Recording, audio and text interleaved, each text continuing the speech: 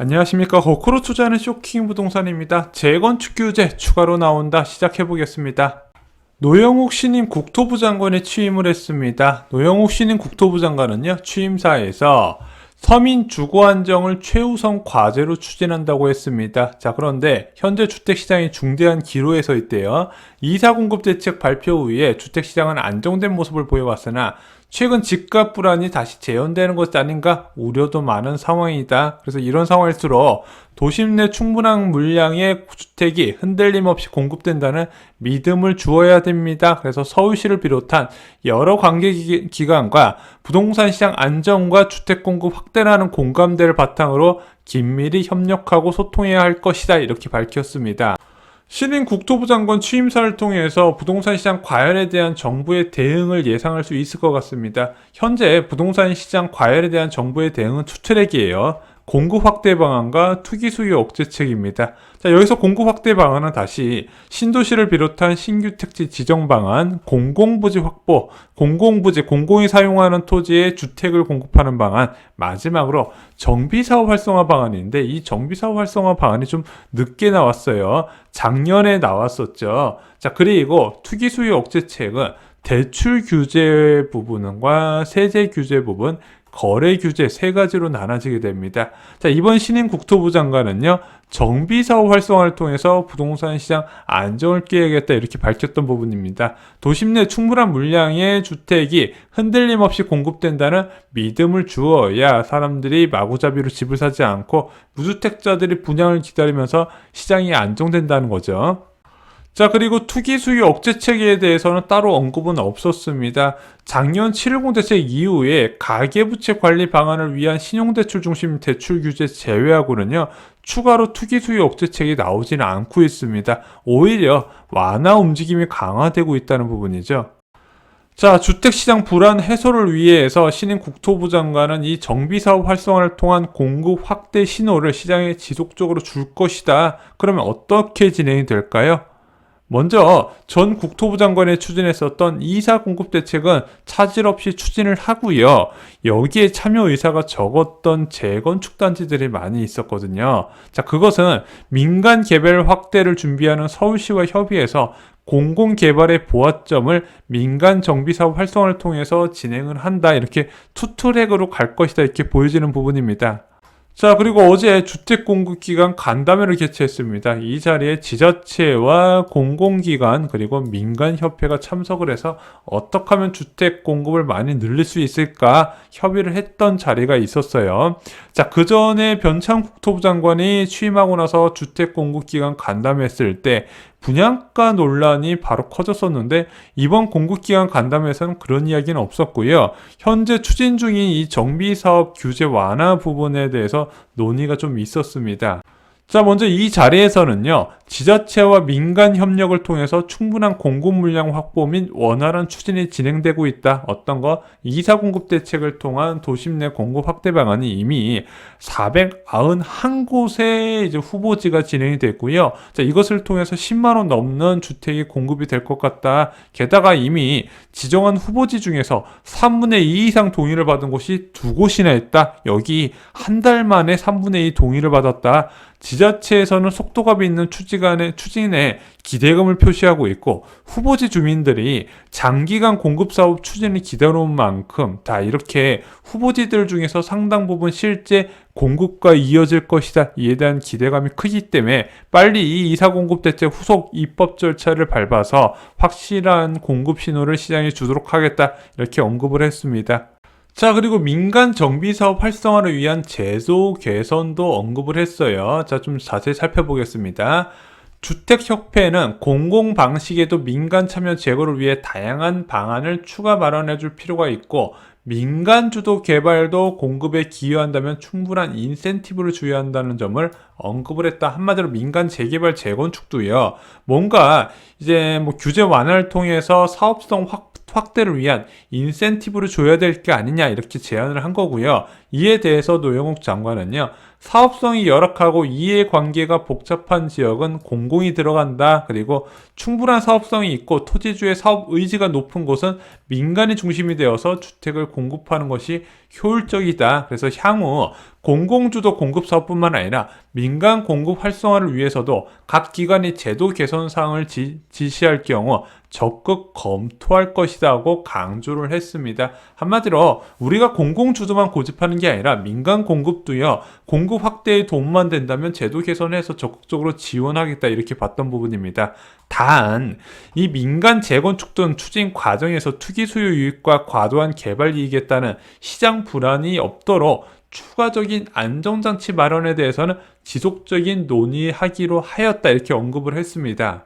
자, 그래서 국토부에서도요, 민간 정비 사업, 한마디로 민간 재건축 사업에 대한 규제 완화 방침을 강조를 했고요. 그런데 전제 조건이 있어요. 시장 불안이 확대되지 않도록 안정장치가 있어야 된다는 조건을 단 겁니다.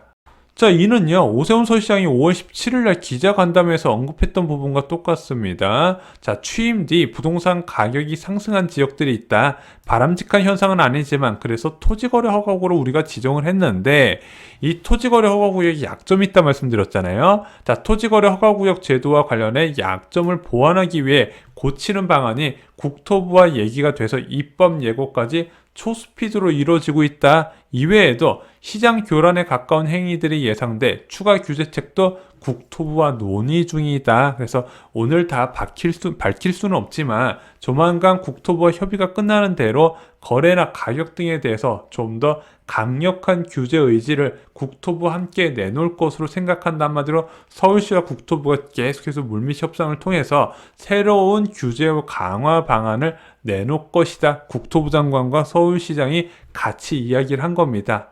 자, 여기서 말하는 규제는요, 재건축이나 재개발 같은 사업장에 용적률 상향 같은 규제 완화가 들어갈 경우에, 자, 그러면 이 토지주들의 가치가 크게 증가하는 부분이잖아요. 그러면 재개발이나 재건축의 지분 가격이 크게 뛰면서 주변 아파트까지 같이 불안하게 하니까 이것이 뛰지 않도록 뭔가 규제를 만들겠다는 내용이거든요.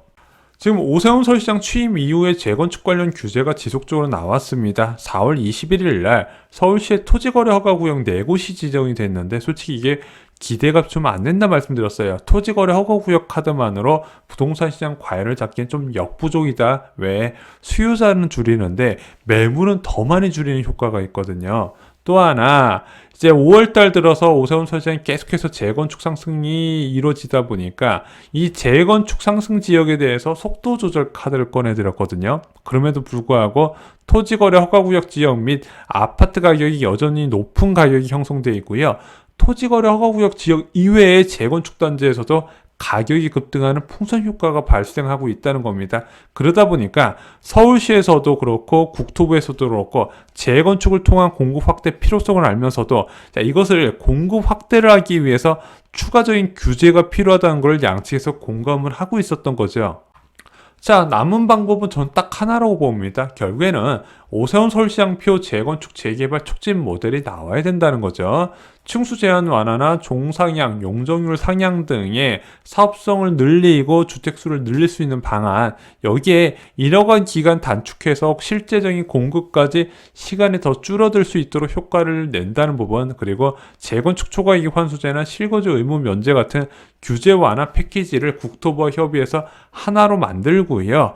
여기에 좀 공공성을 강화하는 방안, 오세훈 서울시장이 밀고 있는 중산층 임대주택 기부 체납 등을 의무적으로 부여한다는 부분입니다. 이것도 소셜 믹스로 구현해서 그동안의 임대주택 단점을 보완하면 좋겠죠. 자, 그런데 이런 촉진 모델은요, 어차피 토지주의 이익이 증가하는 거예요. 종상향이나 용적률 상향 모두 다 지을 수 있는 아파트 수 자체가 많아지게 될 것이고, 그것이 일반 분양을 통해서 조합원들의 이익 증가와 이어지게 되거든요. 그럼 그것이 재건축 아파트나 재개발 지분의 가격을 급등시키고 또 주변 아파트 불안하게 하니까 무엇인가 여기에 플러스 알파로 규제 강화책이 나와야 되는데 제가 생각할 때는 가능한 건 딱 하나밖에 없다는 겁니다. 바로 모델 발표, 이런 사업 모델이 있다 발표한 시점 이후에 이 사업 모델을 책정하는 정비사업장은 조합원 지위 양도시 현금 청산에 들어간다는 부분이죠. 바로 이것이 2사 공급 대책에 나왔던 투기 방지책이었습니다. 자, 2사 공급 대책 발표 이후에 자, 주택 거래에 대해서는 현금 청산 대상자가 되는 거예요. 왜? 이런 모델을 채택한 정비 사업장에 대해서는 자, 조합원 간의 거래가 양도가 안 되기 때문에 당연히 부동산 시장 과열이 안 일어난다는 거죠. 재건축에서도 이런 모델이 채택될 가능성이 크다고 보고 있습니다. 자, 어찌됐든 민간이 되든 공공이든 가장 중요한 것은 주택 공급 확대 신호입니다. 주택시장 불안은 금리와 공급으로 해결돼야 되거든요. 자, 금리가 아무리 많이 올라가도 실질적으로 부동산 시장 폭락까지 이끌려면 시간이 꽤 소요가 됩니다. 가장 좋은 방법은요, 금리가 올라가면서 한꺼번에 입주 물량이 겹치는 방법이에요. 그런데 중장기적으로 서울 지역에 공급 불안 이슈가 있었다 말씀드렸죠. 그 공급 불안 이슈를 2사 공급 대책과 지금 서울시와 국토부가 협의 중인 서울 지역의 민간 재건축 활성화 방안으로 해소될 수 있을 거라고 생각합니다. 그래서 언론에서는 흑묘, 백묘라고 얘기하잖아요. 흑묘든 흑색 고양이든 백색 고양이든 그냥 이제 주택 공급만 잘 늘리면 된다 이렇게 받아들인다는 겁니다. 저도 공감을 합니다. 공공이든 민간이든 상관없어요. 실질적인 아파트 공급 물량만 늘어나면 된다는 겁니다. 자, 신임 국토부 장관과 서울시가 잘 협의해서 앞으로도 서울 지역의 공급 확대에 좋은 신호가 있을 거라고 생각합니다. 무주택자 입장에서 절대 나쁜 일은 아니다. 그리고 이와 관련돼서 부동산 시장 과열 방지 대책이 제대로 만들어졌으면 좋겠습니다. 좋아요, 구독, 공유 꼭 부탁드립니다. 감사합니다.